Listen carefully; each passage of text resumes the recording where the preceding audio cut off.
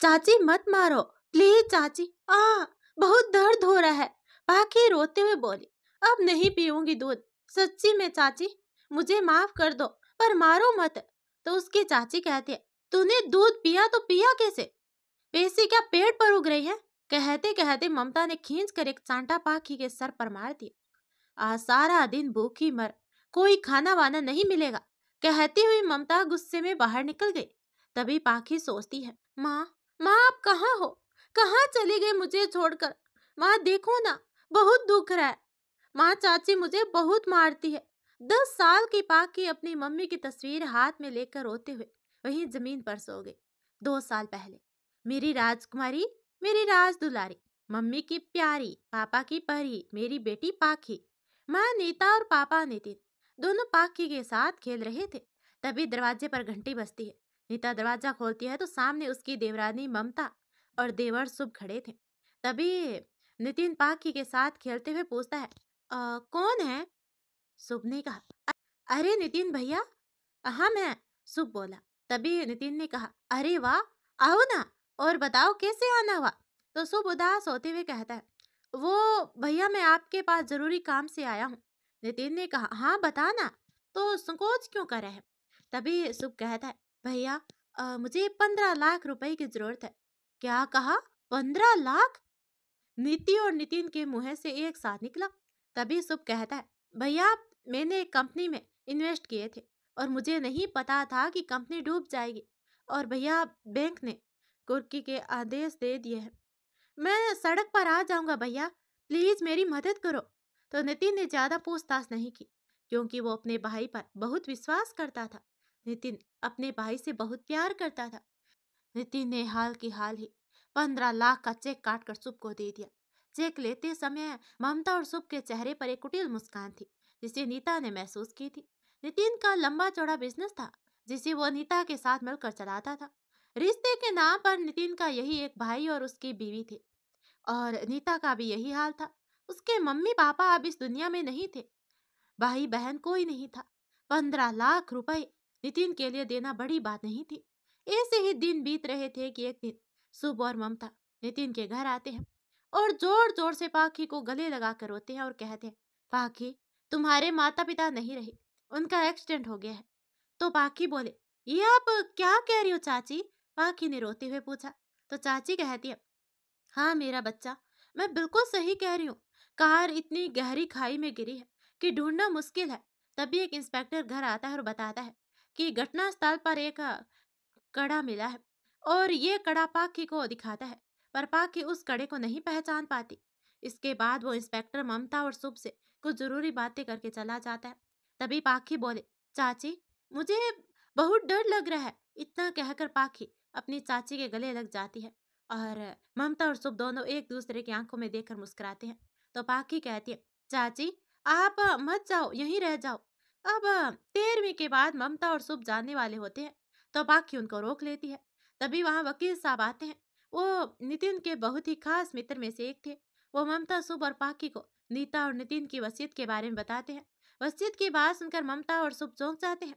वकील साहब बताते हैं कि नीता और नितिन ने अपनी सारी प्रॉपर्टी पाखी के नाम कर दी, लेकिन अभी पाखी छोटी है, तो सारी प्रॉपर्टी की देखभाल मेरे सुपुर्द कर दी गई, और पाखी के 18 साल के होने के बाद पाखी ही सारी प्रॉपर्टी की मालकिन होगी, और शादी के बाद उसके बच्चे इस सारी प्रॉपर्टी के अधिकारी होंगे। इस बीच अगर पाखी को कुछ होता है तो सारी प्रॉपर्टी ट्रस्ट को दे दी जाएगी। ममता और शुभ दोनों को सुनकर बहुत धक्का लगा, पर ऊपर से वो ऐसा दिखाते हैं कि उन्हें इस वसीयत से कोई प्रॉब्लम नहीं है। इसके बाद वकील साहब पाखी के सर पर प्यार से हाथ फेरते हैं और चले जाते हैं। यहीं से शुरू हो जाती है उस नन्ही बच्ची के बर्बादी की दास्तां।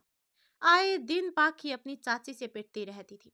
ममता उसका स्कूल भी छुड़ाने की फिराक में थी, पर वकील साहब के कारण यह संभव नहीं हो पा रहा था। ममता के अत्याचार पाखी पर बढ़ते जा रहे थे। न तो वो पाखी को ढंग से खाना देती और न ही उसका ध्यान रखती थी।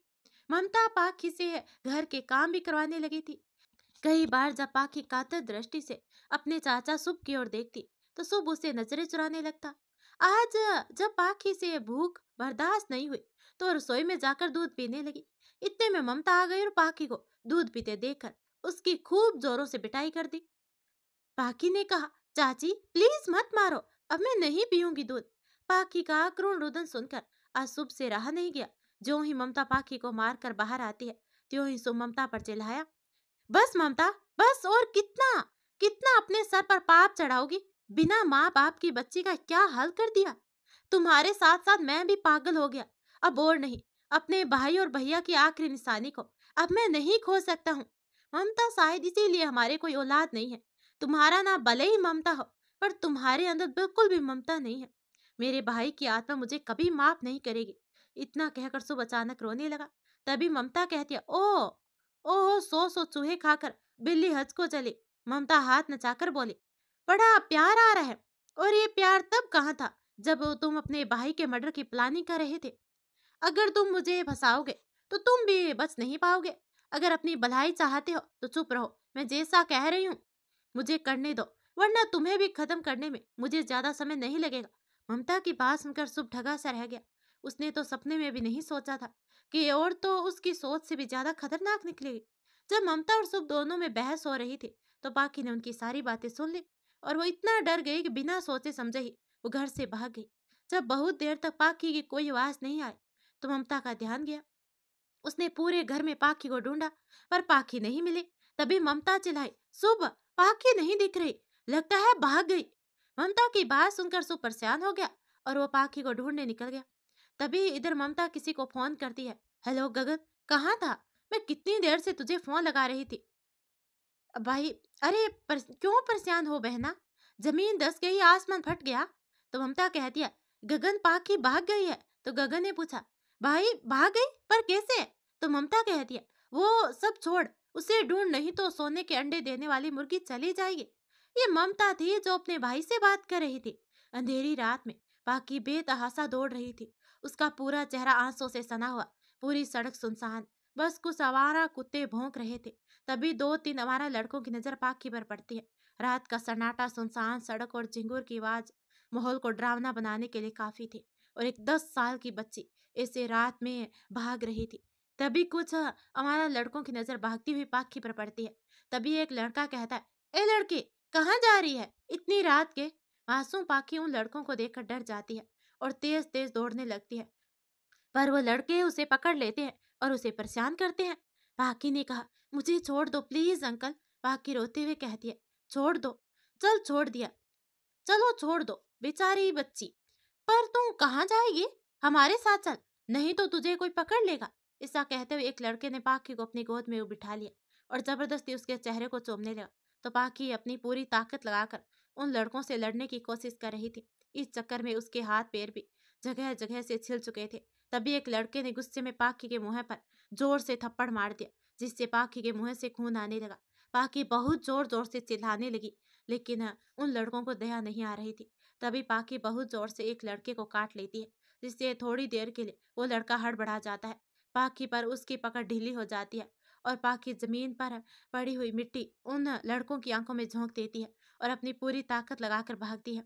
तभी एक लड़का कहता है, देख साली भाग रही है, पकड़ उसे। एक लड़का चिल्लाया, लेकिन आंखों में मिट्टी जाने के कारण दोनों में से कोई भी पाखी के पीछे नहीं भागता। तभी एक तेजी से आती गाड़ी के सामने पाखी आ जाती है और बेहोश हो जाती है। अगले दिन जब पाखी को होश आता है तो अपने आप को एक हॉस्पिटल में पाती है और एक आवाज आती है, अरे वाह, तुम्हें होश आ गया।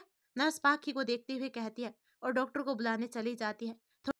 थोड़ी देर के बाद एक 18 साल का लड़का, जिसका नाम रुद्रांश सिंघानिया है, डॉक्टर के साथ आता है। डॉक्टर पाखी को चेक करते हैं और रुद्रांश से कहते हैं कि बेटा सही समय पर इस बच्ची को ले आए, वरना। कहते हुए डॉक्टर चुप हो जाते हैं। तभी रुद्रांश कहता है, "अ, वरना क्या डॉक्टर?" डॉक्टर ने कहा, नहीं तो ये सदमे में चली जाती, लेकिन अब ठीक है। डॉक्टर रुद्रांश से कहता है। तभी रुद्रांश डॉक्टर से पूछता है, चिंता की तो कोई बात नहीं है ना अंकल? डॉक्टर ने कहा, नहीं नहीं, एवरीथिंग इज ओके। डॉक्टर कहते हैं, बस कमजोरी ज्यादा है। लगता है कि कई दिन से इस बच्चे को खाना नहीं मिला, शरीर बहुत ही कमजोर हो चुका है। जगह जगह घाव के निशान पाखी पर हुए जुल्म की दास्तां बयां कर रहे थे। पाखी की हालत देखकर रुद्रांश के हृदय में बहुत पीड़ा हो जाती है और उसकी आंखों में आंसू आ जाते हैं। और वो जैसे ही प्यार से पाखी के सर पर हाथ फेरता है तो पाखी जोर से चिल्लाती है और बहुत डर जाती है और तेजी से रुद्रांश का हाथ झटक देती है। पाखी की ऐसी हालत देखकर रुद्रांश घबरा जाता है और डॉक्टर की ओर देखता है तो डॉक्टर कहता है, मिस्टर रुद्रांश, आपको इस बच्चे की बहुत ज्यादा केयर करनी होगी, क्योंकि इस बच्ची के तन से ज्यादा मन पर घाव है, जिन्हें बढ़ने में बहुत समय लगेगा, क्योंकि बच्चों का मन बहुत ही कोमल होता है। तो रुद्रांश पूछता है, डॉक्टर अंकल, इसे घर कब तक ले जा सकते हैं? डॉक्टर ने कहा, आप अभी ले जा सकते हैं। कहकर डॉक्टर पाखी की ओर देखते हैं और कहते हैं, तब तक मैं डिस्चार्ज के पेपर तैयार करता हूँ। इतना कहकर डॉक्टर चले जाते हैं। तभी रुद्रांश नर्स को आवाज देता है, सिस्टर, सिस्टर, प्लीज जरा आप इधर आएंगे? तो नर्स कहती है, जी सर, कहिए प्लीज। रुद्रांश एक पैकेट नर्स को देता है और बाहर चला जाता है।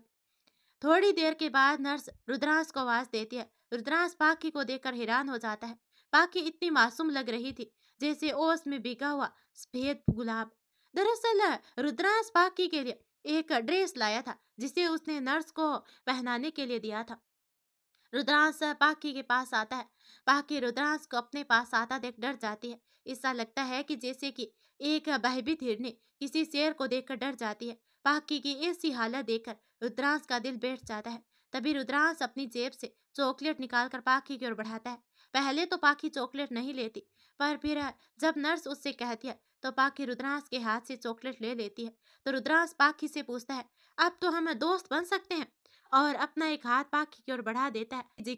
पाखी झिझकते हुए अपना हाथ रुद्रांश के हाथ में दे देती है और कहती है, दोस्त, अच्छा बताओ आपका नाम क्या है? रुद्रांश पाखी से पूछता है तो पाखी धीरे से अपना नाम बता देती है। तो रुद्रांश कहता है, अरे वाह, कितना प्यारा नाम है। अच्छा, मेरे साथ घर चलोगे? मेरे घर में? रुद्रांश पाखी से पूछता है। पाखी हाँ में सिर हिला देती है। इसके बाद रुद्रांश पाखी को अपने साथ अपने घर ले जाता है। रुद्रांश की गाड़ी सिंघानिया विला के आगे जाकर रुकती है। तभी एक नौकर आकर रुद्रांश की गाड़ी का दरवाजा खोलता है। रुद्रांश पाखी को लेकर अंदर जाता है। पाखी कसकर रुद्रांश का हाथ पकड़ लेती है। ये देखकर रुद्रांश के चेहरे पर एक हल्की मुस्कुराहट आ जाती है। रुद्रांश और पाखी अंदर पहुंचते हैं। अब अंदर रुद्रांश की माँ नानी होती है। रुद्रांश के साथ पाखी को देखकर रुद्रांश की माँ गायत्री चौंक जाती है और उधर ममता अपने भाई पर चिल्लाती है, तू एक ही काम ढंग से नहीं कर सकता गगन।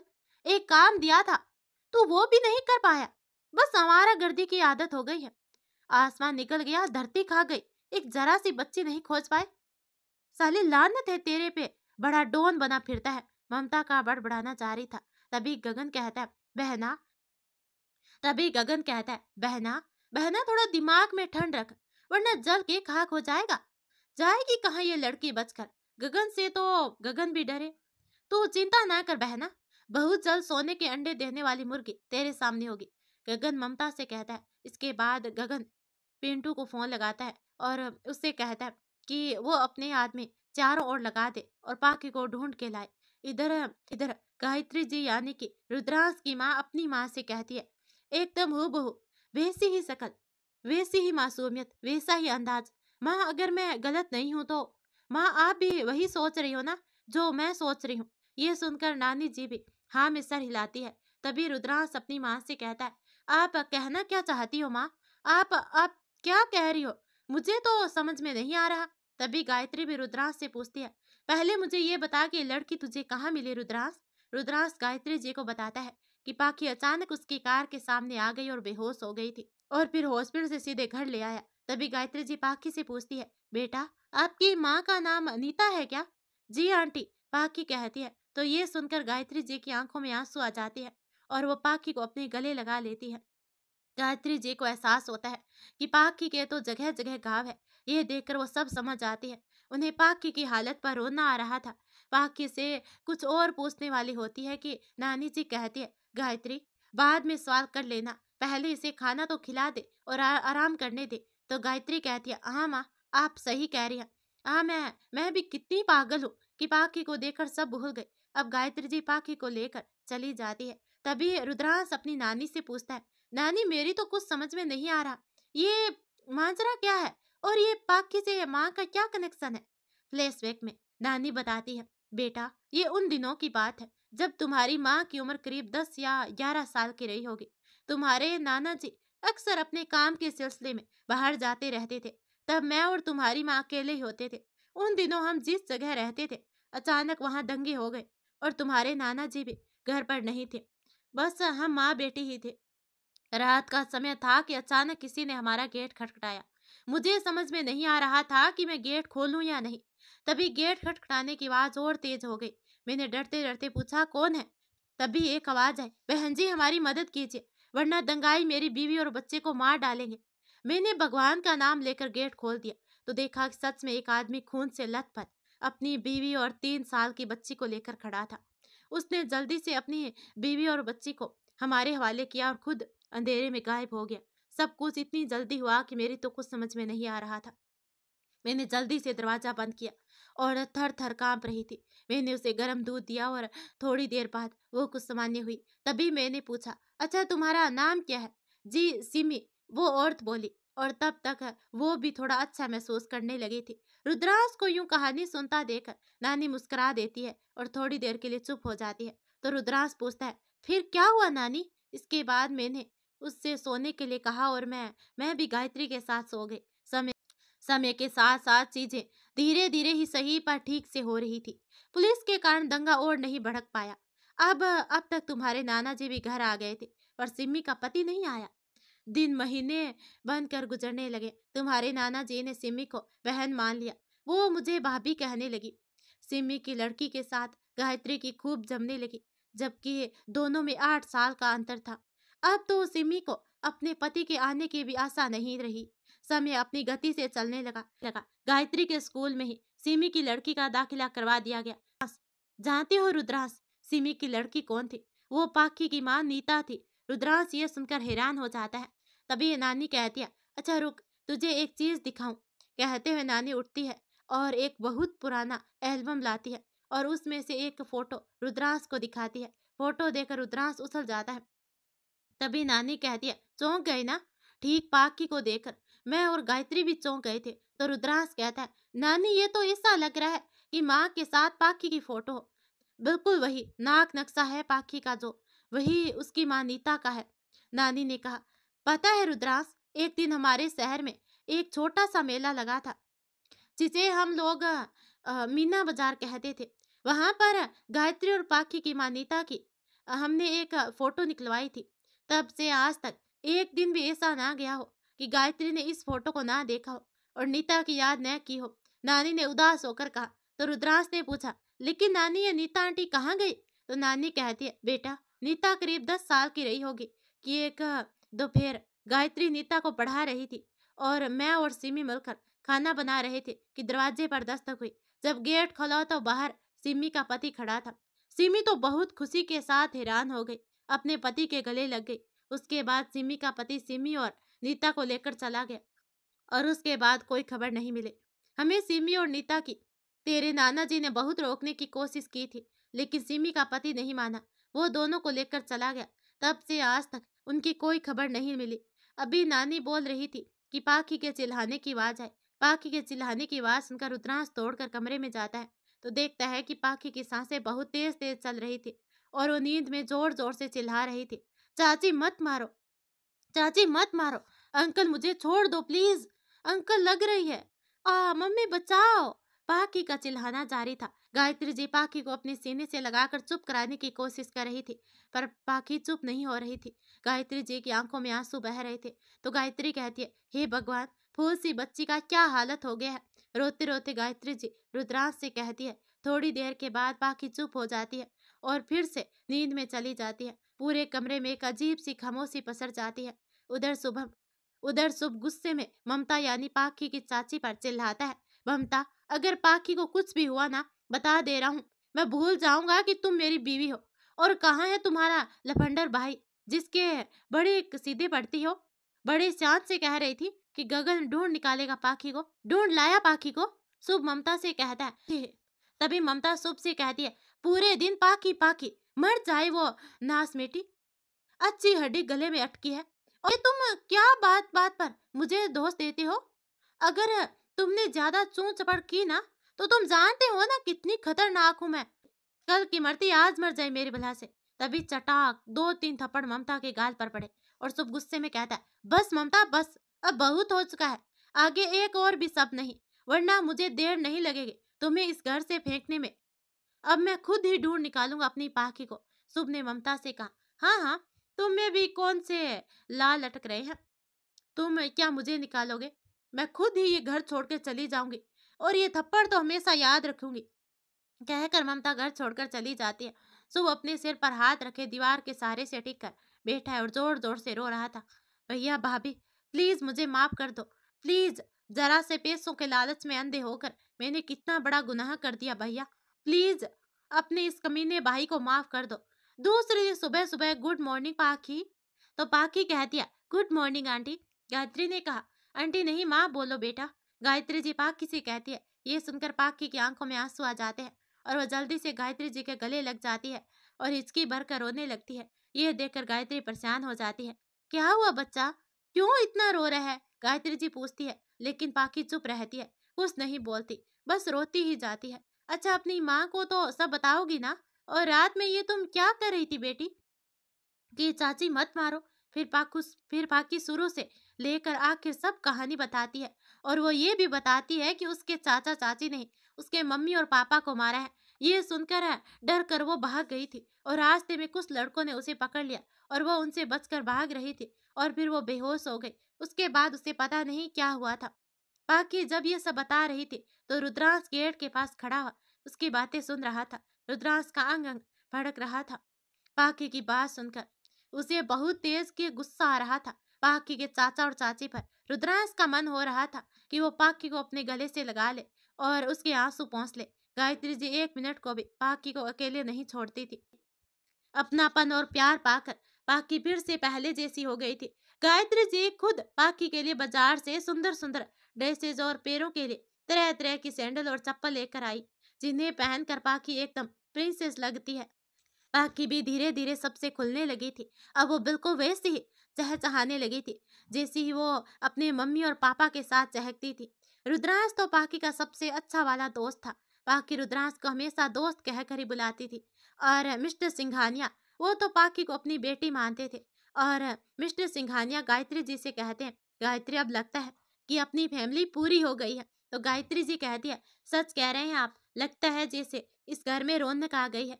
सिंघानिया विला दिन भर पाक्य और रुद्रांश की मस्ती से गुलजार रहने लगा था। एक दिन गायत्री जी रुद्रांश से कहती है, रुद्रांश और रुद्रांश बेटा, जा पाकी को कहीं घुमा ला, जब से आई है तब से कहीं घूमने भी नहीं गई है। तो रुद्रांश कहता है, ओके माँ, पर अभी तो मैं कॉलेज जा रहा हूँ। ओके, फिर बाद में शाम को पाकी को लेकर जाऊंगा। इतना कहकर रुद्रांश कॉलेज के लिए निकल जाता है। अब वो जैसे कॉलेज से घर आया तो पाकी तैयार बैठी थी और वो बोली, दोस्त आप जल्दी से रेडी हो जाओ, फिर हम घूमने जाना है। माँ नानी, आप दोनों भी हमारे साथ चलो ना प्लीज। पाखी लड़ियाते हुए बोली।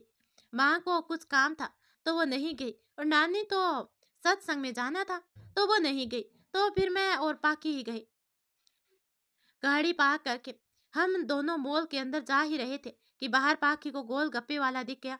तो पाखी कहती है, दोस्त चलो गोलगप्पे खाएं। तो रुद्रांश कहता है, "अ, ठीक है चलो। अभी मैंने गोलगप्पे खाने शुरू ही किए थे कि मेरा फोन बजने लगा। फोन पर बात करते करते मैं थोड़ी दूर आ गया। जब बात खत्म हुई तो मैंने देखा पाखी वहां है ही नहीं। गोलगप्पे वाले से पूछा तो उसने मना कर दिया। पाखी, पाखी। और मैं पाखी को आवाज लगाते हुए चारों ओर ढूंढ रहा था लेकिन पाखी कहीं नहीं मिली। मुझे बहुत टेंशन हो रही थी।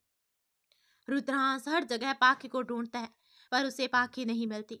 उधर एक गुंडा कहता है, साली कितने दिनों के बाद में दिखी है। उस दिन तो बच गई थी पर आज देखते हैं कि कैसे बचती है। क्यों रे टली, ये तो और भी खूबसूरत हो गई है। मॉल के पीछे वाले सुनसान हिस्से में पाखी उन्हीं गुंडों के पास थी और वो गुंडे पाखी को देखकर बातें कर रहे थे। और इधर रुद्रांश किसी को कॉल करता है, हेलो हाँ जतिन भैया जाओ। और रुद्रांश जल्दी से सारी बात बताकर राहुल को फोन करता है और उसे भी सारी बात बताता है। राहुल रुद्रांश का सबसे पक्का वाला दोस्त था और जतिन राहुल का बड़ा भाई जो कि इंस्पेक्टर है। रुद्रांश अभी राहुल से बात कर ही रहा था कि उसकी नजर पाखी के पर्स पर पड़ती है जो कि मॉल के पीछे की ओर जाने वाले रास्ते पर पड़ा था।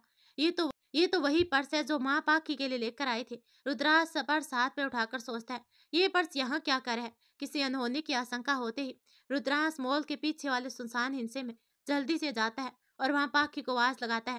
आवाज सुनकर पाखी चिल्लाने की कोशिश करती है पर उन गुंडों ने पाखी के मुंह पर कपड़ा बांध दिया था जिससे पाखी चिल्ला नहीं पाती। रुद्रांश की आवाज सुनकर एक गुंडा पाखी को अंदर की ओर ले जाकर छुपाने की कोशिश करता है। गुंडों ने पाखी को जिस जगह से पकड़ कर रखा था वहां से पाखी और वो गुंडे रुद्रांश को देख सकते थे, पर रुद्रांश उन्हें नहीं देख सकता था, जबकि रुद्रांश उस जगह से बहुत पास था। रुद्रांश लगातार पाखी को आवाज लगा रहा था और पाखी को चारों ओर देखता है, और जब उस जगह पाखी नहीं दिखती तो वहां से जाने लगता है। उधर पाखी अपने हाथ पैर जोर जोर से हिला रही थी कि उसके पैर का एक सैंडल निकलकर उछल जाता है और सीधे रुद्रांश के पैरों से लग जाता है, लेकिन रुद्रांश नहीं रुकता और सीधे दूसरी ओर निकल जाता है। पाखी की आंखों से आंसू निकलने लगते हैं और वो गुंडे भी राहत की सांस लेते हैं और पाखी को पकड़ कर ले जाने लगते हैं। तभी कुछ देर के बाद आवाज आती है, आह, मार डाला। तभी एक गुस्सा गुंडे के मुंह पर पड़ता है और एक लात दूसरे गुंडे के पेट पर पड़ती है। आह, छोड़ दे। गुंडे चिल्ला रहे थे और रुद्रांश तो जैसे पागल हो चुका था।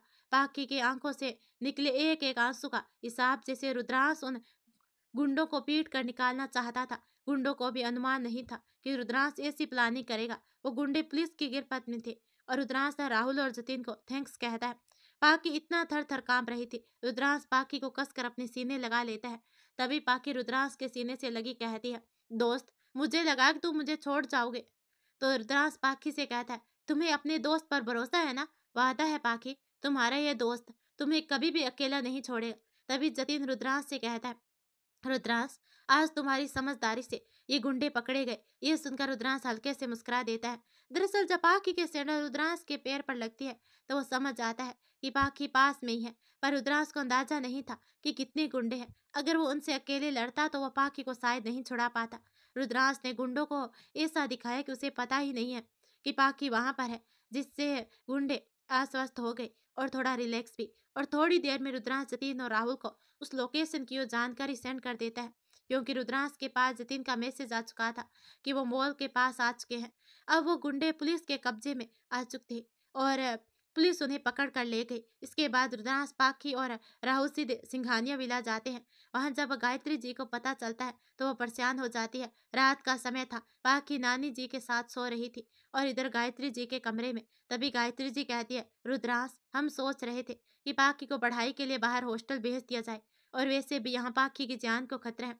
ये सुनकर रुद्रांश चौंक जाता है, पर पाखी की सुरक्षा के कारण वो गायत्री जी की बात मान लेता है। हालांकि रुद्रांश का मन नहीं है पाखी से दूर जाने का। अगले दिन, गुड मॉर्निंग दोस्त, रुद्रांश पाखी को उठाते हुए कहता है। गुड मॉर्निंग दोस्त, पाखी रुद्रांश से कहती है। तभी गायत्री जी और नानी पाखी के रूम में आते हैं और कहते हैं, और कैसा है मेरा प्यारा सा बच्चा? कहते हुए गायत्री जी पाखी के माथे पर एक प्यारी सी किस कर देती है।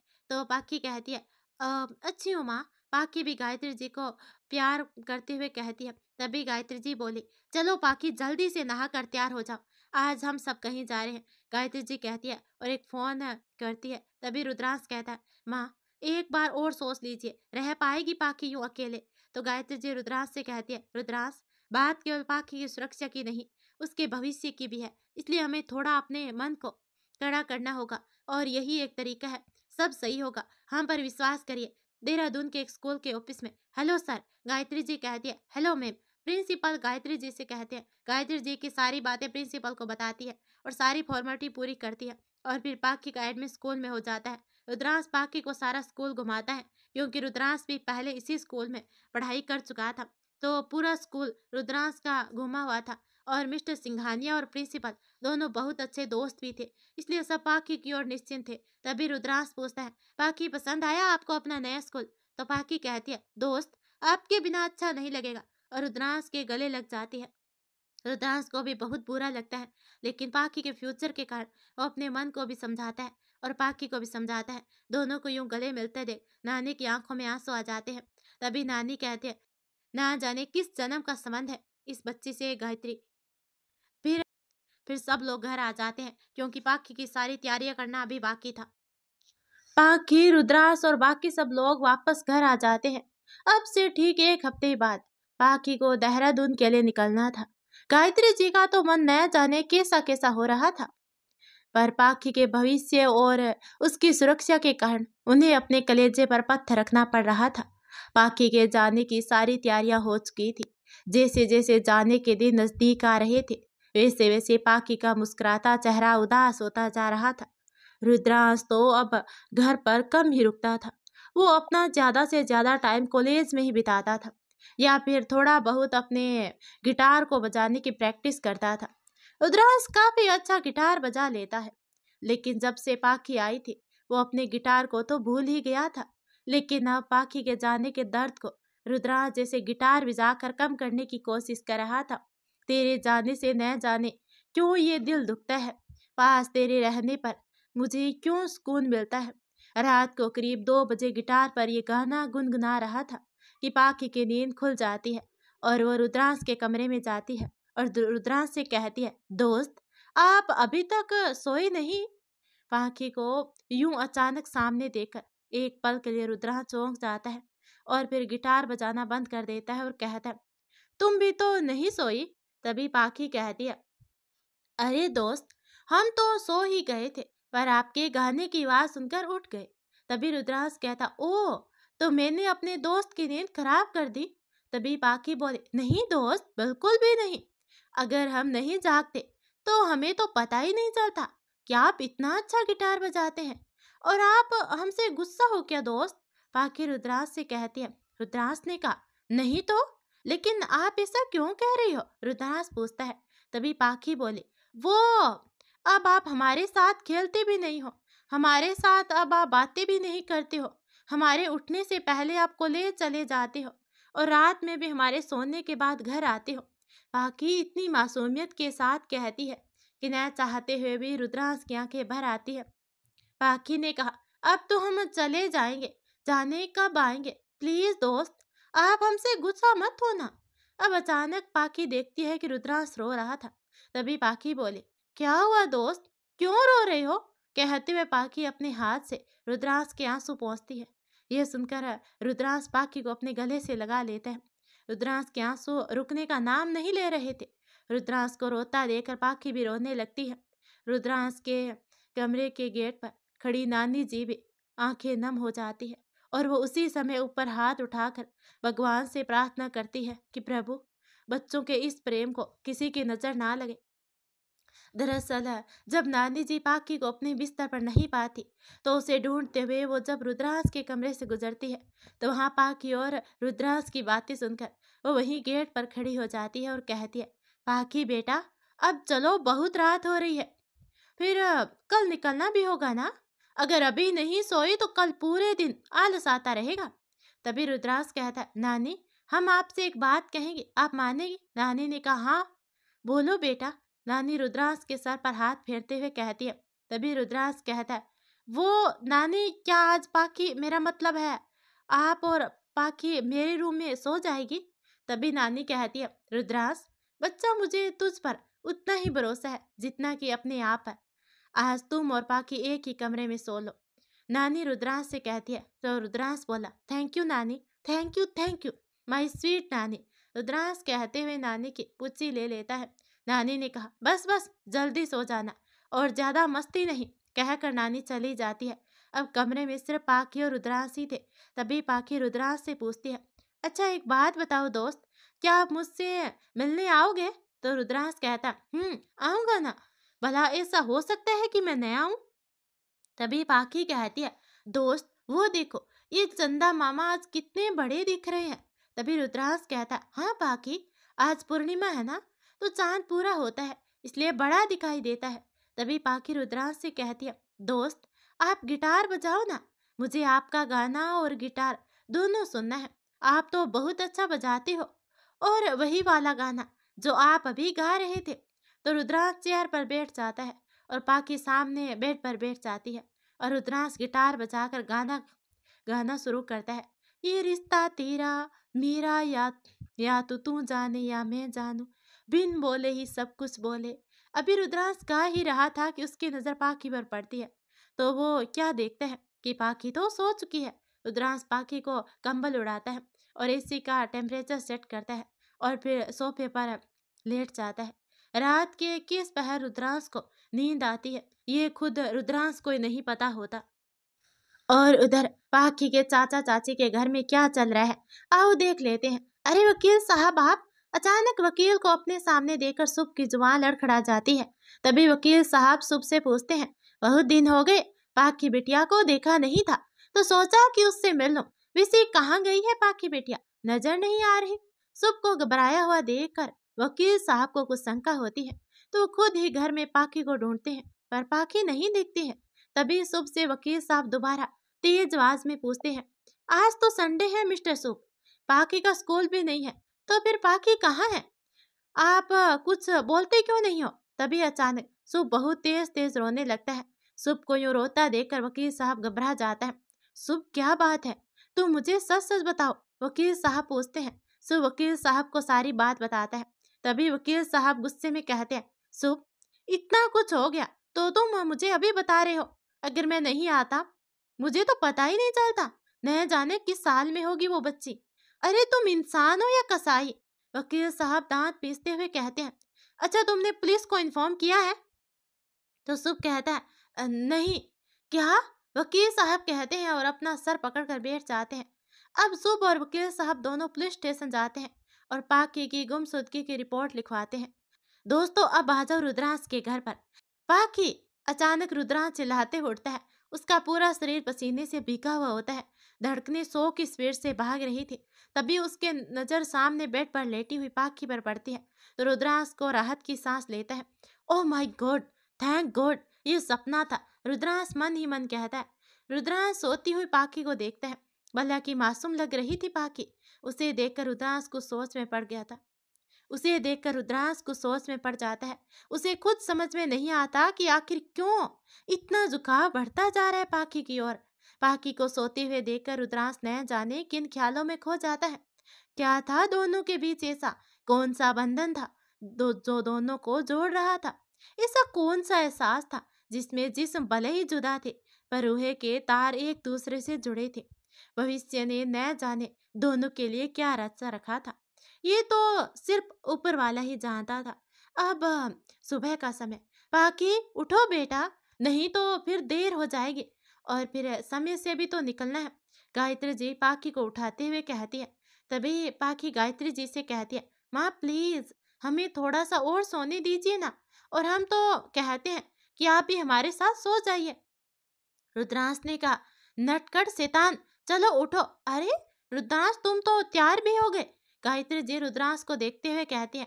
तभी पाखी बोले, क्या दोस्त आप तैयार हो गए? पाखी एकदम से उठकर कहती है और सीधे उठकर बाथरूम में चली जाती है। ये देखकर रुद्रांश को हंसी आ जाती है।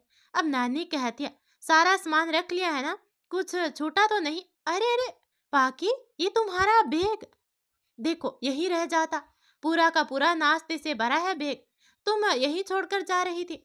रुद्रांश चल बेटा ये बैग गाड़ी में रख दे। कहते कहते नानी की आंखों से आंसू गिरने लगते हैं। तभी रुद्रांश कहता है, ओह नानी, तभी तो कह रहा हूँ कि आप भी चलो ना हमारे साथ। नानी अगर आप ऐसे रहोगे तो हम कैसे जा पाएंगे? पाखी नानी के आंसू पहुंचते हुए कहती है।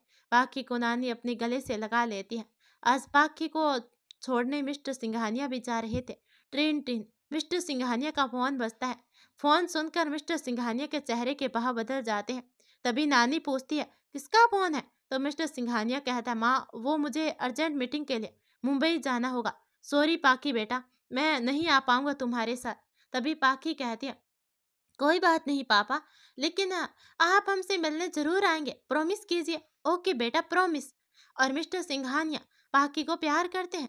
थोड़ी देर के बाद रुद्रांश पाखी और गायत्री देवी देहरादून के लिए निकल जाते हैं। खाली घर इंसानों को काटने को दौड़ता है। नानी को भी इस समय ऐसा ही लग रहा था। नहीं तो हर समय पाखी और रुद्रांश की आवाजों से ये घर गुलजार रहता था। अब देहरादून के हॉस्टल में पाखी का सारा सामान उसके रूम में रखवा दिया जाता है और सारी फॉर्मेलिटी पूरी कर दी जाती है। और प्रिंसिपल भी पहचान के थे तो ज्यादा चिंता की भी जरूरत नहीं थी। अब रुद्रांश और गायत्री जी के जाने का समय भी हो रहा था। तभी प्रिंसिपल गायत्री जी से कहते हैं, डोंट वरी गायत्री भाभी, आप चिंता मत कीजिए, पाखी जैसी आपकी बेटी है वैसी मेरी बेटी भी है, आप निश्चिंत होकर चले जाइए। अच्छा पाखी बच्चा, अब हम चलते हैं। गायत्री जी अपने आंसुओं को बहुत मुश्किल से रोके हुए कहती है, जी माँ। पाखी कहती है और गायत्री जी के गले लग जाती है और जोर जोर से रोने लगती है।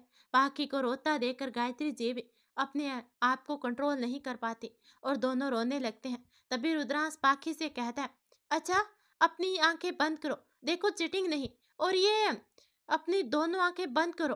कुछ देर के बाद अब हाथ आगे करो, अब आंखें खोलो। तभी पाखी मुस्कुराते हुए कहती है, ये तो बहुत सुंदर है दोस्त, मैं इसे हमेशा अपने पास रखूंगा। तो रुद्रांश कहता है, अच्छा लाओ मैं पहना दूं। कहते हुए रुद्रांश पाखी को एक बहुत ही सुंदर ब्रेसलेट पहना देता है। ऐसा ही एक ब्रेसलेट रुद्रांश ने भी पहना था। तभी पाखी बोले, अरे वाह दोस्त, हम दोनों के ब्रेसलेट तो बिल्कुल एक जैसे हैं। दोस्त, जब भी मुझे डर लगेगा और आपकी याद आएगी ना, तो ये ब्रेसलेट देख लिया करूंगी, तो फिर मुझे डर नहीं लगेगा। पाखी भोलेपन से कहती है। अभी रुद्रांश के हाथ में पाखी का हाथ था ही कि पाखी पाखी अब चलो। कहते हुए हॉस्टल के वार्डन पाखी को ले जाती है और रुद्रांश के हाथ से पाखी का हाथ फिसलता चला जाता है। रुद्रांश पाखी को जाते हुए देखकर तब तक देखता है जब तक कि वो आंखों से ओझल नहीं हो गई। चलें बेटा। अचानक गायत्री जी की आवाज से रुद्रांश का ध्यान टूटता है और वो कहता है, हाँ हाँ वो पाखी, मेरा मतलब माँ चलिए। और उधर वार्डन पाखी से कहती है, पाखी ये तुम्हारा सारा सामान रूम में शिफ्ट कर दिया है, एक बार चेक कर लो। और हाँ, किसी भी चीज की दिक्कत हो तो मुझे जरूर बताना। और हाँ, अभी तुम्हारी रूममेट अपने होम टाउन गई है, 4-5 दिन में आ जाएगी। ओके, तब अकेले ही रहना होगा और रात में रूम का गेट अच्छे से बंद कर लेना। कहकर वार्डन चली जाती है। पाखी अपने रूम को देख रही थी। अगले कुछ सालों तक ये रूम ही पाखी की दुनिया होने वाली थी। अचानक पाखी को बहुत तेज रोना आ जाता है। उसके रोने की आवाज सुनकर बगल वाले रूम से एक लड़की पाखी के पास आती है और कहती है, लगता है तुम नई हो इस हॉस्टल में, तभी इतना रो रही हो। अभी बुरा लगेगा बट फिर आदत हो जाएगी। वैसे मेरा नाम पंखुड़ी है और तुम्हारा क्या नाम है? पाखी रोते हुए अपना नाम बता देती है। तो पंखुड़ी कहती है, वाह कितना प्यारा नाम है, बिल्कुल तुम्हारी तरह। दोस्त दोस्त बनोगी मेरी, मुझसे दोस्ती करोगी? पंखुड़ी कहती है। पंखुड़ी की बात सुनकर पाखी को रुद्रांश की याद आ जाती है। रुद्रांश ने भी पाखी से ऐसे ही तो दोस्ती की थी। अभी पाखी कुछ कहने ही वाली थी कि एक आवाज आई, पंखुड़ी तुम्हारा फोन है। वार्डन कहती है, अच्छा मैं बाद में आती हूँ। कहकर पंखुड़ी चली जाती है। रात का खाना पंखुड़ी और पाखी साथ में खाती है। दोनों में धीरे धीरे दोस्ती हो रही है। पंखुड़ी से बात करके पाखी को भी अच्छा लग रहा था। रात के समय, ओके पाखी, गुड नाइट, स्वीट ड्रीम। कहकर पंखुड़ी अपने रूम में चली जाती है। पर पाखी को नींद नहीं आ रही थी। उसे अकेले डर लग रहा था। पाखी को अब सबकी याद आ रही थी। तभी पाखी की नजर अपने हाथ के ब्रेसलेट पर पड़ती है। तो उस ब्रेसलेट को देखकर उसकी आंखों से आंसू निकलने लगते हैं और वह रोते रोते ही सो जाती है। रुद्रांश और गायत्री जी जब घर वापस पहुंचते हैं तो उन्हें पाखी की बहुत याद आती है। घर कितना खाली खाली लग रहा था पाखी के बिना। रुद्रांश नानी से कहता है। तभी रुद्रांश कहता है, नानी आज मैं आपके कमरे में सो जाऊं? तो नानी बोले, अरे मेरा बच्चा, ये भी कोई कहने की बात है, मुझे भी अच्छा लगेगा। वैसे भी पाखी के बिना नींद तो आने से रही, कम से कम दोनों नानी और नाती मिलकर बातें करते करते सो जाएंगे। अब रात के अंधेरे में एक आवाज आती है, पाखी। ये रुद्रांश जोर से चिल्लाता हुआ उठता है और उसका सारा शरीर पसीने में भीगा हुआ था। तभी नानी उठते हुए पूछती है, क्या हुआ रुद्रांश, कोई डरावना सपना देखा क्या? तो रुद्रांश कहता है, नानी पाखी जरूर किसी मुसीबत में है। तभी नानी कहती है, रुद्रांश ये तुम्हारा बहम है बेटा, अभी तो पाखी सो रही होगी, सुबह बात करेंगे ना, तू अभी सो जा। रुद्रांश कहता है, नहीं नानी, सच में पाखी किसी मुसीबत में जरूर है, मैं अभी प्रिंसिपल अंकल को फोन करता हूँ। तभी नानी बोले, रुद्रांश बेटा रात के 3 बज रहे हैं। इधर पाखी पसीना पसीना हो रही थी, उसके मुंह से आवाज नहीं निकल रही थी। पाखी के सामने एक काला सांप लहरा रहा था। सांप धीरे धीरे पाखी की ओर बढ़ रहा था। दोस्त बचाओ, जल्दी आओ। अचानक पाखी जोर से चिल्लाकर बेहोश हो जाती है और इधर पाखी के चाचा के घर में, हेलो, हाँ इंस्पेक्टर साहब, कुछ पता चला मेरी भतीजी का? शुभ थाने में फोन करके पूछता है, भतीजी? कौन भतीजी? उधर से फोन पर आवाज आती है। तभी शुभ कहता है, मेरा मतलब पाखी का, जिसकी रिपोर्ट हमने अभी थोड़े समय पहले लिखवाई थी। तभी वहां से एक आवाज आती है, अरे भाई मिल जाएगी तो बता देंगे, हम थोड़ी ना रख लेंगे तुम्हारी भतीजी, खुद तो संभाल कर अपने बच्चों को नहीं रखते और फिर हमारे कान खाते हैं, और ये बार बार फोन करना बंद करो। उधर से बहुत ही रूखे सुर में जवाब आया और फोन कट गया। तो शुभ रोते हुए कहता है, कहाँ गई पाखी? बस बेटा सिर्फ एक बार मिल जाओ, वादा करता हूँ तुम्हें कोई तकलीफ नहीं होने दूंगा। और उधर गगन ममता यानी कि पाखी की चाची से कहता है, अरे बहना तू कब तक यूं उदास बैठी रहेगी? और रही बात जीजा की तो बहना चिंता मत कर, उन्हें तो मैं देख लूंगा और फिर तुझे तो मालूम है ना, गगन से तो गगन भी डरे। अब गगन फोन पर किसी से पूछता है, पिंटू उस चिड़िया का कुछ पता चला? ससुरी जमीन निकल गई या आसमान खा गया? गगन खुद ही अपने से बड़बड़ा रहा था। उधर रुद्रांश डॉक्टर उधर रुद्रांश डॉक्टर से पूछता है, डॉक्टर ये पाकी को होश क्यों नहीं आ रहा? तभी डॉक्टर बोले, देखिए जहर तो हमने निकाल दिया है, पर क्या? रुद्रांश पूछता है। तो डॉक्टर कहते हैं अगले 24 घंटे पेशेंट के लिए क्रिटिकल है। डॉक्टर कहते हैं और चले जाते हैं। ये सुनकर गायत्री देवी टेंशन में आ जाती है और रुद्रांश डॉक्टर से कहता है, डॉक्टर प्लीज सिर्फ एक बार मुझे पाकी के पास जाने दीजिए। तो डॉक्टर रुद्रांश से कहता है, नो मिस्टर रुद्रांश, पेशेंट अभी होश में नहीं, कंडीशन क्रिटिकल है, हम आपको बिल्कुल भी परमिशन नहीं दे सकते।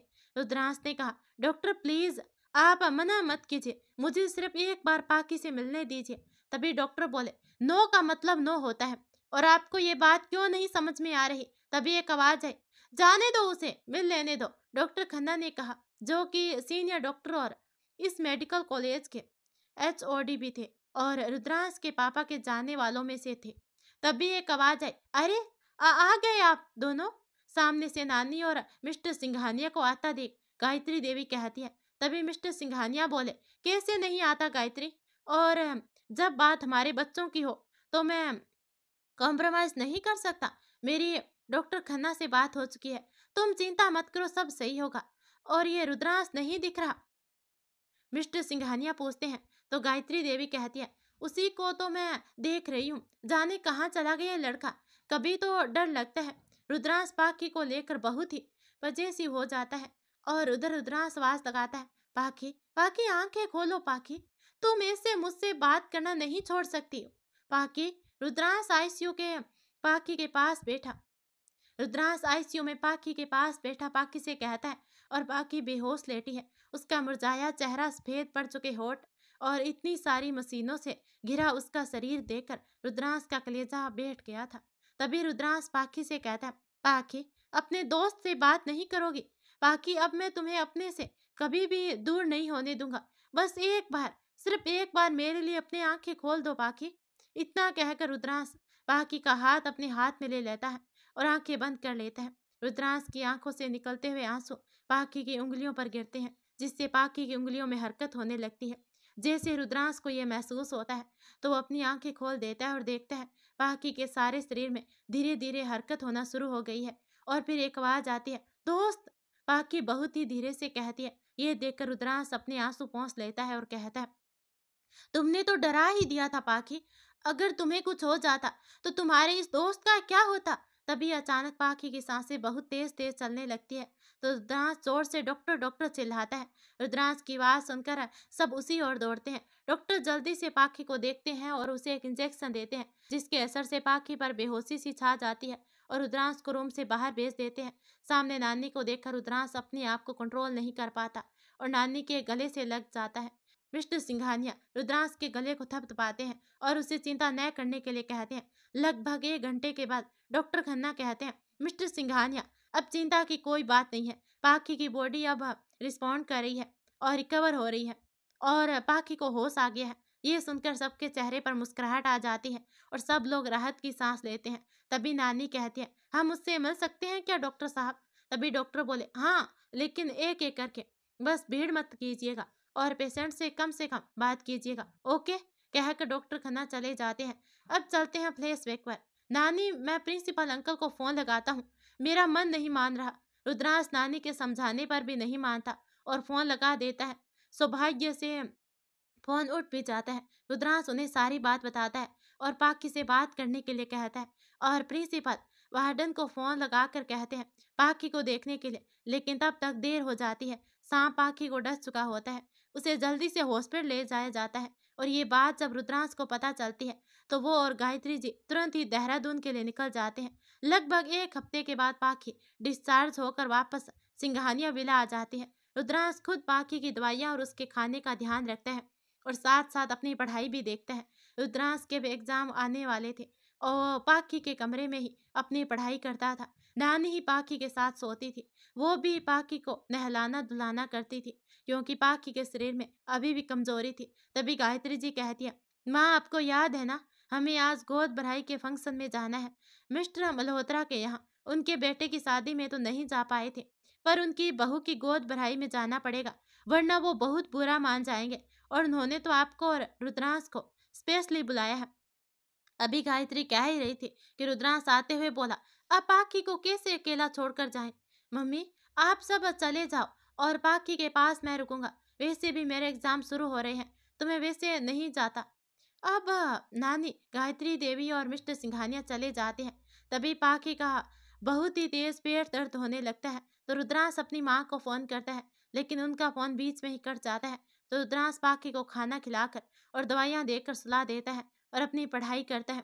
रुद्रांश अभी अपनी चेयर पर बैठा ही था कि फोन बजता है। हेलो नानी, ये फोन कैसे कट गया था? अभी रुद्रांश आगे कुछ कहता कि नानी की घबराई सी आवाज सुनकर, कैसे कैसे हुआ नानी? और फोन रुद्रांश के हाथ से छूट जाता है। New life hospital. रुद्रांश कहता है, डॉक्टर, अब मम्मी और पापा कैसे हैं? तभी डॉक्टर बोले, बेटा, मिस्टर सिंघानिया को हम नहीं बचा पाए और वो मिसेस सिंघानिया। रुद्रांश ने कहा, क्या हुआ मम्मी को? रुद्रांश ने विचलित होते हुए पूछा। तो डॉक्टर कहते हैं, वो कोमा में जा चुकी है। ये सुनकर रुद्रांश वहीं रखी बेंच पर दम से बैठ जाता है। फ्लैशबैक में उस रात जब रुद्रांश अपनी नानी से बात कर रहा था, तो एकदम से फोन कट गया था। दरअसल एक बहुत तेजी से आती हुई ट्रक से मिस्टर सिंघानिया की गाड़ी टकरा जाती है और उस ट्रक का भी बैलेंस बिगड़ गया था, जिससे वो भी खाई में गिर गया था। कार में मिस्टर सिंघानिया आगे बैठे थे और ड्राइवर गाड़ी ड्राइव कर रहा था। मिसेस सिंघानिया और नानी पीछे की सीट पर बैठी थी। Driver on driver on the spot ही ड्राइवर ऑन द स्पॉट ही खत्म हो गया था। नानी को कम चोटें आई थी, लेकिन मिस्टर और मिसेस सिंघानिया गंभीर रूप से घायल हो गए थे। अब मिस्टर सिंघानिया की 13वीं के बाद रुद्रांश के सामने कई चुनौतियां आ गई थी। नानी मजबूती के साथ रुद्रांश का हाथ थाम रही थी। ज्यादा पढ़ी लिखी तो नहीं थी रुद्रांश की नानी, लेकिन रुद्रांश को लगातार हिम्मत दे रही थी। मिस्टर सिंघानिया का देश विदेश दोनों जगह काफी बड़ा बिजनेस फैला हुआ था, जिसकी जिम्मेदारी अब रुद्रांश के कंधों पर आ गई थी। हालांकि रुद्रांश एमबीए का स्टूडेंट है, पर उम्र अभी 18 साल ही है। रुद्रांश को अपनी पढ़ाई के साथ साथ अब अपने पापा का भी बिजनेस देखना था। हालांकि रुद्रांश अपने पापा के साथ कई बार उनकी फॉरेन मीटिंग में उनके साथ जा चुका था, पर इस समय वो अकेला ही था। तभी रुद्रांश कहता है, नानी, आपने बुलाया? तो नानी बोले, हाँ बेटा, तुझसे एक जरूरी बात करनी है। बोलो नानी। तो नानी कहती है, रुद्रांश, गायत्री अभी कोमा में है, उनकी भी देखभाल बड़ी जिम्मेदारी है और अभी तुम भी बहुत बिजी है, तो मैं सोच रही थी कि पाखी को हॉस्टल भेज दिया जाए। रुद्रांश, ये पाखी के भले के लिए कह रही हूँ, यहाँ हम पाखी पर उतना ध्यान नहीं दे पाएंगे। ये बोलकर नानी चुप हो जाती है। नानी की बात सुनकर रुद्रांश सोच में पड़ जाता है। आखिर नानी भी तो सही कह रही थी, कितनी सारी चीजें बदल गई थी। पापा रहे नहीं तो पूरे बिजनेस की जिम्मेदारी, पढ़ाई, मम्मी का कोमा में जाना, आखिर इतनी चीजों के बीच वो पाखी को कैसे कैसे देख पाएगा? और फिर पाखी के भी वो फ्यूचर का सवाल था। यही यही सब सोचकर रुद्रांश अपने जी को कड़ा करके पाखी को हॉस्टल भेजने का निर्णय लेता है। अब हॉस्टल में, दोस्त, मुझे नहीं जाना, प्लीज मत भेजो, मुझे आपके पास ही रहना है, वहाँ हॉस्टल में डर लगता है। पाखी रुद्रांश का हाथ नहीं छोड़ रही थी और ये तो रुद्रांश ही जानता था कि वो कैसे पाखी को अपने से दूर कर रहा है। जब पाखी बहुत जिद करती है और रुद्रांश का हाथ नहीं छोड़ती, तो रुद्रांश बेबसी में पाखी को एक थप्पड़ मार देता है। उस समय रुद्रांश को ऐसी फीलिंग आती है कि जैसे किसी ने उसका कलेजा काट दिया हो। पाखी, अगर तुम ऐसे ही रहोगी और जिद करोगे, तो मैं तुमसे बहुत गुस्सा हो जाऊंगा और कभी बात नहीं करूंगा। पाखी ने पहली बार रुद्रांश का ये रूप देखा था, तो वो सहम गई और बोले, ठीक है दोस्त, आप जैसा कहोगे मैं वैसा ही करूंगा, पर आप मुझसे गुस्सा मत होना, मैं यहाँ हॉस्टल में भी रह लूंगी। रुद्रांश को भी बहुत तेज रोना आ रहा था, पर वो पाखी के सामने कमजोर नहीं पड़ना चाहता था, इसलिए वो अपनी आंखों पर गोगल चढ़ा लेता है और पाखी को वार्डन के साथ भेज देता है और उसे जाते हुए तब तक देखता है जब तक पाखी दिखना बंद नहीं हो जाती। पाखी के ओझल होते ही रुद्रांश नानी के कंधे पर फूट फूट कर रोता है और नानी की भी आंखें भर आती है। तभी नानी कहती है, प्रिंसिपल बेटा, हम अपनी जान यहाँ छोड़ रहे हैं। बेटा, पाखी का ध्यान रखना, ठीक है? पाखी के चाचा का घर। शुभ, पाखी की कुछ खबर मिली? वकील साहब पूछते हैं। बदले में शुभ अपनी गर्दन नीचे कर लेता है। तभी वकील बोले, शुभ, मैं जरूरी काम से बाहर जा रहा हूँ और हो सकता है कि मुझे कुछ समय लग जाए। लेकिन तुम्हें जैसे ही कुछ खबर मिले तो तुम तुरंत ही मुझे इन्फॉर्म करना। मैं भी अपनी तरफ से पाखी को ढूंढने की पूरी कोशिश कर रहा हूँ। कहकर वकील साहब चले जाते हैं। इधर गगन भी अपनी आदमियां चारों ओर लगा देता है। पाखी को ढूंढने में समय अपनी गति से ही गतिमान होता है। लगभग 8 साल के बाद, इन 8 सालों में बहुत कुछ बदल गया था। एक 18 साल का मस्तीखोर लड़का अब रुद्रांश सिंघानिया हो चुका था। रुद्रांश सिंघानिया और बिजनेस एक दूसरे से पूरक हो चुके थे। रुद्रांश सिंघानिया ग्रुप ऑफ सिंघानिया एक बहुत बड़ा जाना माना नाम हो चुका था बिजनेस और इंडस्ट्री का। कम उम्र में जिम्मेदारियों ने रुद्रांश को उस तपे हुए सोने के समान बना दिया था कि जिसकी चमक चारों ओर बिखर रही है। लोगों के लिए रुद्रांश सिंघानिया एक बहुत ही सक्सेसफुल बिजनेसमैन था और जो बहुत ही एरोगेंट और एटीट्यूड से भरा इंसान था, जो वक्त का बेहद ही पाबंद और अनुशासित इंसान था। लड़कियां रुद्रांश के लिए पागल थी। बिजनेस मैगजीन के फ्रंट कवर पर रुद्रांश की फोटोज ही छाई रहती थी। न जाने कितने सारे बिजनेस अवार्ड रुद्रांश को मिल चुके थे और जो नहीं बदला था वो ये था कि आज भी उसका दिल पाखी के लिए वैसे ही धड़कता था जैसे कि 8 साल पहले। बाहर से कड़क दिखने वाला रुद्रांश आज भी अपनी नानी के सामने अपने आंसू नहीं रोक पाता है। आज भी गायत्री जी कोमा में ही है और आज भी रुद्रांश का बेस्ट फ्रेंड राहुल ही है। इन 8 सालों में रुद्रांश ने बहुत उतार चढ़ाव देखे हैं। इन 8 सालों में पाखी मुश्किल से 3 या 4 बार ही सिंघानिया विलाई होगी, लेकिन वो कभी भी रुद्रांश से नहीं मिल पाई थी। तभी नानी जहला कर पूछती थी, आखिर कब तक नहीं मिलेगा पाखी से? तो रुद्रांश कहता है, नानी मैंने पाखी पर हाथ उठाया ना उस दिन, उसकी ही सजा मैं अपने आप को दे रहा हूँ। मुझे दोस्त कहती है वो, और मैं कैसा दोस्त हूँ उसका कि जब उसे मेरे साथ की जरूरत थी तब मैंने उसे हॉस्टल में डाल दिया। उसकी आंखों में कितनी यातना थी उसे नहीं जाना है, पर मैंने फिर भी उसे अपने से दूर किया। उसकी आंसू भरी आंखें और उसका सहमा हुआ चेहरा मुझे चैन नहीं लेने देता। जैसे कह रहे हो कि मैंने उसे धोखा दे दिया हो, रुद्रांश भरे गले से कहता है। तभी नानी कहती है, रुद्रांश 8 साल हो गए हैं। 8 साल कुछ होता है बेटा? इन 8 सालों में तुम एक बार भी पाखी से नहीं मिले हो, बस हर बार उसकी फोटो देखते हो। पर रुद्रांश नानी को कोई जवाब नहीं देता। आज रुद्रांश को पाखी की बहुत याद आ रही थी और वो टेरेस पर बैठा पाखी की फोटो लेकर उसे याद कर रहा था। इतने में बारिश शुरू हो जाती है। रुद्रांश की आंखों से निकलते आंसू बारिश की पानी में मिल रहे थे। नानी दूर से अपने कमरे की खिड़की से ही रुद्रांश को देख रही थी। तभी नानी मन ही मन कहती है, जब इतना प्यार करते हो तो क्यों नहीं मिलते हो रुद्रांश? ऐसी कैसी जिद पाल ली है बेटा तुमने? इधर पाखी भी अपने रूम की खिड़की के पास रुद्रांश की फोटो लेकर खड़ी थी। आखिर किस बात पर गुस्सा हो दोस्त? पाखी मन ही मन कहती है। नानी ही जाकर हर महीने पाखी से उसके हॉस्टल से मिल आती है। पाखी, नानी देखो ना, आज भी दोस्त नहीं आए। पाखी टूंकते हुए कहती है, हमसे इतना नाराज है। नानी उन्हें हमारी याद भी नहीं आती ने, हमारे जन्मदिन पर भी नहीं आते, बस गिफ्ट भेज देते हैं। नानी उनसे कह देना कि अगर वो नहीं आए तो तो उनकी दोस्त हमेशा के लिए उनसे इकट्ठी कर लेगी। तो नानी कहती है, तभी नानी कहती है, रुद्रांश तुझसे कभी नाराज हो सकता है क्या? बस अब नया तेरा दोस्त बहुत बिजी हो गया है। इतने बड़े बिजनेस के कारण वो आधे से ज्यादा समय विदेश में ही रहता है। और तेरी गायत्री माँ भी तो विदेश में हॉस्पिटल में है, उनके पास भी तो कोई होना चाहिए। नानी प्यार से पाखी को समझाती है। उधर पाखी के चाचा के घर में, पाखी बेटा तुम कहाँ हो? मुझे तो ये भी नहीं पता कि तुम जिंदा हो या नहीं। सुब खुद ही बड़बड़ाता है, 8 साल हो गए बेटा, अब तो तुम्हारे आने की उम्मीद भी धीरे धीरे खत्म हो रही है। उधर पाखी की चाची का भाई कहता है, लगता है बहना तेरी सोने के अंडे देने वाली मुर्गी तो भगवान के पास चली गई है। इन 8 सालों में उसे कहाँ कहाँ नहीं देखा, पर वो नहीं मिली। अब तो उसकी सारी जायदाद मिलने से रही और अब मैं शादी कर रहा हूँ बहना। तेरी भतीजी तो जाने कहाँ गई। फालतू फोकट इतना इंतजार किया और अपनी इस जवानी को बर्बाद किया। और तुम भी बहना, मैं तो कहता हूँ कि जीजा के पास चली जा, चैन से अपनी गृहस्थी देख। कहकर गगन चला जाता है तो ममता कहती है, नहीं, कोई कुछ भी सोचे, मुझे पक्का यकीन है पाखी जिंदा है।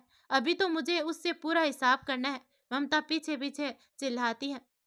आज पाखी का 18वां जन्मदिन था और वह हमेशा की तरह रुद्रांश की फोटो को हाथ में लेकर फोन का इंतजार कर रही थी, जबकि उसे मालूम था कि उसका दोस्त उससे बात भी नहीं करता है। तभी उसकी दोस्त पंखुड़ी आवाज लगाती है, पाखी तेरा फोन? तो पाखी बोले, लगता है शायद दोस्त ने किया हो। ये सोचकर पाखी फोन उठाती है। तो उधर से आवाज आती है, हेलो पाकी, हैप्पी बर्थडे टू यू बेटा। थैंक्स नानी। पाकी बुझे स्वर में कहती है। तो नानी बोली, बेटा आज मैं नहीं आ पाऊंगी, बहुत जरूरी काम है तो मैं बिजी हूँ। कोई बात नहीं नानी। अच्छा सुनो ना नानी, पाकी कहती है। वो नानी आपको पता है ना कि आज हमारा 18वां बर्थडे है और हम अपना ये वाला बर्थडे अपने दोस्त के साथ ही मनाना चाहते हैं। नानी प्लीज इस बार हमें अपना बर्थडे दोस्त के साथ ही मनाना है, वरना हम केक भी नहीं काटेंगे। ओके नानी। तो आप दोस्त से कह दीजिए। कहकर पाखी फोन रख देती है। अब कुछ देर के बाद आवाज आती है, पाखी आपको प्रिंसिपल सर बुला रहे हैं, चपरासी कहता है। तभी पाखी बोली, ठीक है हम आते हैं। पंखुड़ी तुम भी चलना, पाखी अपने फ्रेंड से कहती है। और फिर पाखी और पंखुड़ी दोनों प्रिंसिपल के रूम में जाते हैं। मे आई कम इन sir? Yes come in Pakhi. Happy birthday, God bless you my child, principal sir कहते हैं। हाँ और हाँ, ये तुम्हारा गिफ्ट। पाखी गिफ्ट ले लेती है। उसे मालूम था कि ये गिफ्ट उसके दोस्त ने भेजा है। गिफ्ट भेज देते हो पर खुद नहीं आते दोस्त। तभी पाखी के दिमाग में एक आइडिया आता है और वो पंखुड़ी से कहते हैं। तभी पंखुड़ी बोली, नो नो पाखी, पागल है, अगर प्रिंसिपल सर को पता चलेगा ना, सोचा ना क्या होगा। तो पाखी कहती है, देख तू मेरी बेस्ट फ्रेंड है ना। पंखुड़ी पाखी की सबसे अच्छी वाली फ्रेंड तब से ही थी जब पाखी पहली बार हॉस्टल में आई थी। पाखी के मन की हर बात पंखुड़ी को पता थी। पाखी इमोशनल ब्लैकमेल करके पंखुड़ी को तैयार कर लेती है। पाखी एक बार और सोच ले, पंखुड़ी कहती है। आखिर पंखुड़ी और पाखी ने क्या प्लान करी है रुद्रांश को बुलाने के लिए? और हाँ, क्या कभी पाखी की चाची अपने मकसद में कामयाब हो पाएगी? ये जानने के लिए कहानी का पार्ट दूसरा जरूर देखना। अगर आप चाहते हैं कि कहानी आते ही आपको पता चल जाए तो चैनल को सब्सक्राइब करके बेल आइकन जरूर दबा देना। धन्यवाद।